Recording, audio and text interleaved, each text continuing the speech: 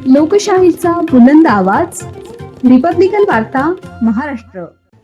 अंजनेरी शिवारात भीषण अपघात, 2 कारची समोरासमोर धडक, स्कूटरला वाचवताना झाला अनर्थ. त्र्यंबकेश्वर नाशिक रस्त्यावर अपघातांची मालिका थांबायचं नाव घेत नाहीये.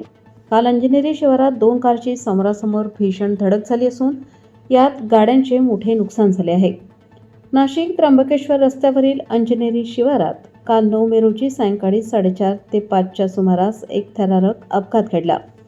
महादेव पेट्रोल पंपासमोर हा अपघात झाला. मिळालेल्या माहितीनुसार MH48 DM 2459 क्रमांकाची बलेनो कार नाशिकच्या दिशेने जात होती. त्याचवेळी नाशिकहून त्र्यंबकेश्वरकडे MH15 FF 6572 क्रमांकाची अल्टो कार येत होती. यावेळी अचानक एक ॲक्टिव्हा स्कूटर समोर आल्याने तिला वाचवण्याच्या प्रयत्नात अल्टो चालकाचे नियंत्रण सुटले आणि ही कार समोरून येणाऱ्या बलेनोला धडकली. ही धडक इतकी भीषण होती की बलेनो कार झाडावर जाऊन आदळली. या अपघातात दोन्ही कारचा अक्षरशः चक्काचूर झाला आहे. या घटनेनंतर परिसरात मोठी खळबळ उडाली आहे. प्रत्यक्षदर्शींच्या म्हणण्यानुसार या अपघातात एक व्यक्ती जखमी झाला आहे. मात्र तो नेमका कोणत्या रुग्णालयात उपचार घेत आहे याची माहिती अद्याप समजू शकलेली नाही. बीट हवालदार रुपेशकुमार मुळाणे यांनी जिल्हा रुग्णालयात जाऊन जखमींची विचारपूस करण्याचा प्रयत्न केलाय. मात्र तिथे कोणीही आढळून आले नाही.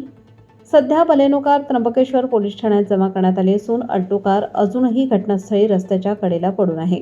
विशेष म्हणजे काल दुपारची घटना असूनही त्र्यंबकेश्वर पोलीस ठाण्यात अद्याप कोणतीही अधिकृत नोंद किंवा फिर्याद दाखल झालेली नाही. आज या संदर्भात फिर्याद दाखल होण्याची शक्यता वर्तवण्यात येत आहे.